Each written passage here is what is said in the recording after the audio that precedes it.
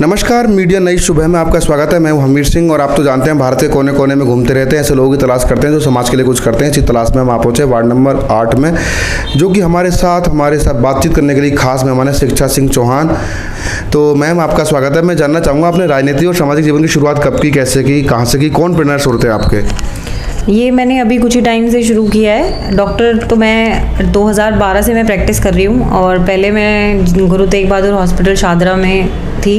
उसके बाद मैंने यहाँ पर अपना प्राइवेट क्लिनिक खोला कल्याणपुरी में, क्योंकि मेरी सासू माँ, मेरे ससुर जी, मेरे हस्बैंड सब लोग डॉक्टर हैं और मेरे हस्बैंड यहाँ लाल बहादुर में ही चीफ मेडिकल ऑफिसर हैं। तो मैंने यहाँ पर रहकर ही उनके साथ ये अपना शुरू किया क्लिनिक।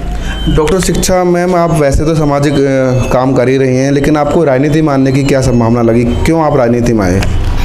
देखिए, ऐसे बहुत सी चीज़ें हैं, जैसे कि मेरे जो ससुर जी हैं वो पहले से ही राजनीति में हैं। उन्होंने 83 में यहाँ से निगम पार्षद का चुनाव जीता था और वो तब से समाज सेवा कर रहे हैं और यहाँ पर काफ़ी पुराने हैं और लोग उनको बहुत अच्छे से जानते हैं। तो मेरा भी यही है कि मैं ऑलरेडी एक डॉक्टर हूँ और मेरा तो ये एक कर्तव्य ही बनता है कि लोगों की सेवा करूं। तो राजनीति में आने का ये है कि बहुत सी चीज़ें जो मैं वैसे नहीं कर पाती, उसके बाद शायद मेरे पास हाथों में अगर थोड़ी पावर ऐसी होगी तो मैं और ज़्यादा उभर के लोगों की सहायता और सेवा कर पाऊंगी। अच्छा मैम, आपको क्या लगता है कि इस वार्ड में मूलभूत समस्याएं क्या हैं और किन मुद्दों के साथ आप मैदान में उतरेंगे? यहाँ पर सबसे ज़्यादा समस्या है कि साफ़ सफाई और गंदगी बहुत ज़्यादा है। लोग बहुत परेशान रहते हैं कि यहाँ पर साफ़ सफाई नहीं होती। दूसरा, यहाँ पर लोग जो जितने भी बुज़ुर्ग हमारे लोग हैं और औरतें हैं, महिलाएं हैं, वो अपने आप को सुरक्षित महसूस नहीं करती इस एरिया में, क्योंकि यहाँ पर ज़्यादातर लोगों का ऐसा रवैया है कि औरतों को आगे निकलने नहीं देना चाहते, उनको दबा के रखते हैं ये। तो मुझे यही है कि यहाँ पर थोड़ा सा माहौल ऐसा हो कि लोग अपनी एक ज़िंदगी स्वच्छ उसमें रह पाएँ, जी पाएँ, और उनको प्लस इतना वो मिले कि हाँ, लड़कियाँ भी खुल के आराम से अपना ज़िंदगी जिएँ, वो दब के डर के ना रहें समाज में। डॉक्टर शिक्षा का नाम शिक्षा चौहान है, तो शिक्षा क्षेत्र में क्या कदम उठाएंगे आप? शिक्षा क्षेत्र में मेरा यही है कि मैं चाहूँगी कि जितने भी हमारे छोटी नई जनरेशन है जो कि नहीं पढ़ पाते या माँ बाप नहीं पढ़ा पाते, कुछ नहीं कर पाते, तो उन बच्चों के लिए कि मैं ऐसा कुछ करना चाहती हूँ कि उन लोगों को एक एजुकेशन लेवल मिले ताकि वो पढ़ पाएँ और उन माँ बाप को भी नौकरी, हर चीज़ मिले, जिससे कि वो थोड़ा पैसा कमाएँ और अपने बच्चों को पढ़ा सकें। इस वार्ड में पूरी दिल्ली में जब चुनाव आने लगे तो बहुत ज़्यादा कैंडिडेट तैयारी करने लगे, हर गली मोहल्ले से बैनर पोस्टर लगने लगे, बाढ़ से आ गई उम्मीदवारों की। शिक्षा चौहान सबसे अलग कैसे हैं और उम्मीदवारों से? देखिए, ये तो जनता ही बता सकती है कि मैं अलग कैसे हूँ। बाकी एक एजुकेटेड उम्मीदवार को चुनना, एक पढ़े लिखे इंसान को अपने बीच में लाने से बहुत फ़ायदे होते हैं। जैसे कि मैं एक डॉक्टर हूँ और इस चीज़ को लेकर भी मैं लोगों की बहुत सहायता कर सकती हूँ, क्योंकि यहाँ पर ऐसा है कि बहुत ज़्यादा चिकित्सा उसमें लोग बहुत पीछे रह जाते हैं। उन लोगों को 1-1, 2-2 घंटे तक हॉस्पिटलों में लाइनों में लगा रहना पड़ता है और कई बार ऐसा होता है कि लोग अपनी जान खो देते हैं, लोग अपने लोगों को खो देते हैं, क्योंकि उन लोगों को सही टाइम पे वो इलाज नहीं मिल पाता।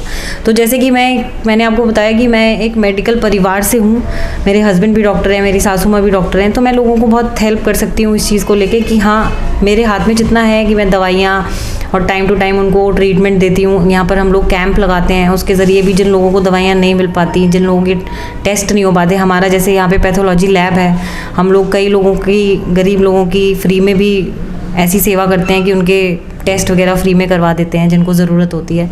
तो ये मैं चाहती हूँ कि मैं आगे भी करते रहूँ और इसीलिए मैं राजनीति में आपने कदम रखा।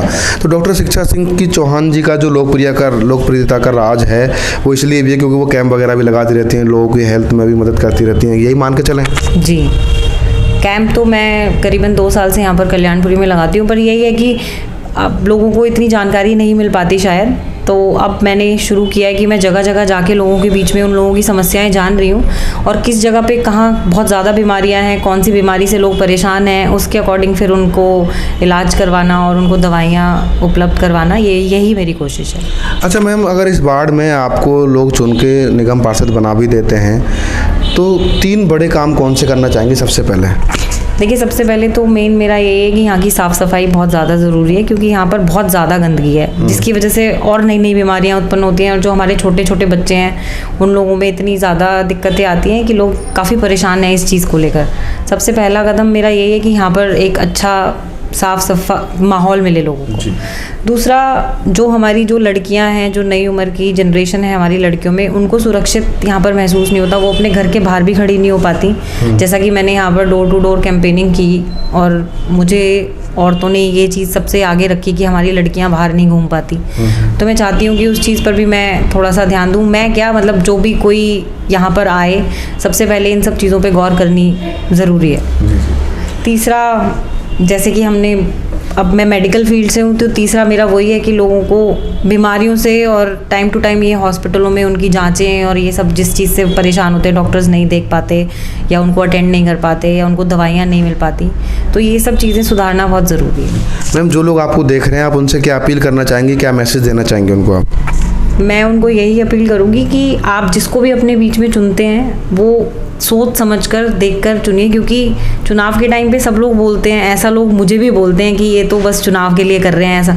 लेकिन मैं यही कहना चाहती हूँ कि आप 2 दिन 4 दिन का मत देखिए, आने वाले जो 5 साल आप किसी के साथ जुड़ना चाहते हैं, आप किसी ऐसे बंदे को अपने बीच में लाइए जिस तक आप आसानी से पहुँच सकते हैं और जो आपकी सहायता करने के लिए तत्पर। जी, धन्यवाद हमसे बात करने के लिए। धन्यवाद। तो ये थी आज की हमारी खास मेहमान डॉक्टर शिक्षा चौहान। उनका साफ मानना है और कहना है कि अपने वार्ड में, अपने क्षेत्र में ऐसा उम्मीदवार चुने जो आपके बीच का हो, आपकी समस्याओं को सुन सके, समझदार हो, पढ़ा लिखा हो, और वो सबसे पहले शिक्षा पर विशेष ध्यान देंगी क्योंकि उनका नाम ही शिक्षा से शुरू होता है। दूसरा, वो हेल्थ पर विशेष ध्यान देंगी क्योंकि वो हेल्थ डिपार्टमेंट में संबंध रखती हैं। और तीसरा, वो साफ़ सफाई पर विशेष ध्यान देंगी क्योंकि साफ़ सफाई ना रखने से ही बीमारियाँ उत्पन्न होती हैं।